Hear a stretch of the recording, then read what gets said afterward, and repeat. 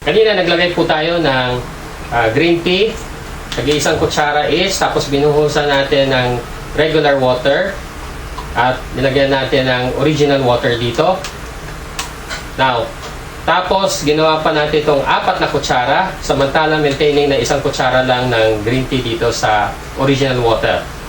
Now, mapapansin niyo, pa-dark na pa-dark dito sa original water yung green tea. Bakit po? Kasi ang green tea po ay antioxidant.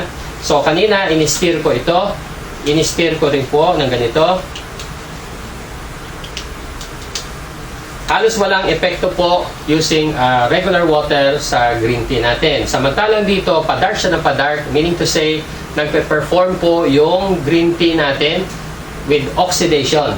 So, useless po ang nangyari sa green tea natin pag nakatrap lang po sa larger molecular structure ng regular water. So next time, pag nagsusupplement ka, always use original water.